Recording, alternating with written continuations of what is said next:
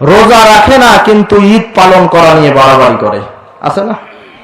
রমজানের রোজা রাখে না কিন্তু ঈদে মার্কেট করা নিয়ে কি কিনবো কি খাবো ঈদের দিন। বিশেষ করে আল্লাহর হাবিব সাল্লাল্লাহু আলাইহি সাল্লাম রমজানের শেষ দশক যখন আসতো, বিশ্বনবী সাল্লাল্লাহু আলাইহি সাল্লাম ইবাদত বন্দেগীতে লেগে যেতেন।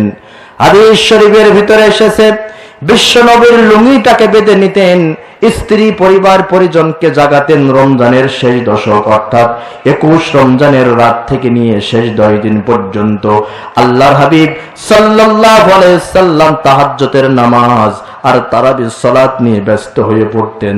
তার কারণ হচ্ছে রমজানের শেষ দশকের ভিতরে আছে লাইলাতুল কদর, যেই লাইলাতুল কদরের এক রাতের ইবাদত 84 বছরের ইবাদতের সমান। আল্লাহ হাবিব সাল্লাল্লাহু আলাইহি সাল্লাম রমজানের শেষ দশকে ইবাদত বন্দেগী করা নিয়ে ব্যস্ত হয়ে যেতেন। আর আমরা কপাল পোড়া মুসলমান রমজান মাসে রোজা রাখিনি, বিশেষ করে রমজানের শেষ 10 দিন মার্কেট করা কেনাকাটা করা নিয়ে ব্যস্ত হয়ে পড়ি। মার্কেট গুলোকে রমজানের ভিতরে গেলে বোঝা যায় না কি মার্কেটে আসলাম নাকি মহিলা কলেজে আসলাম, ঠিক কিনা? মার্কেট না মহিলা কলেজ।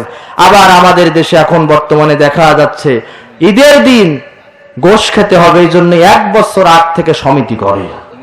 এই এলাকায় আছে কি জানি না, করেন আলহামদুলিল্লাহ, আমি বাধা দিচ্ছি না। তবে বাবাজিরা, যদি রমজানের 30 দিন রোজা রেখে এই সমিতিটা 1 বছর আগে থেকে গোশ খাওয়ার সমিতি করার পরিকল্পনা নিলেন, অথচ আল্লাহর হাবিব বলেন মান সামা ঈমানাও ওয়া ইহতিসাবা গুফিরা লাহু মা তাকদ্দামা মিন যামবিহি, যে ব্যক্তি ঈমানের সাথে সওয়াবের আশায় রমজানের রোজা রাখলো, বিশ্বনবী আমার বলেন তার পেছনের জীবনের সমস্ত গুনাহ খাতা আল্লাহ তাআলা maaf করে দিবেন। সুবহানাল্লাহ।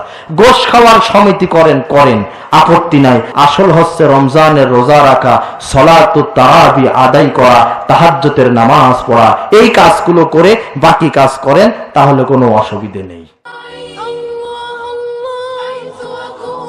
حيث أكون فحياتي حب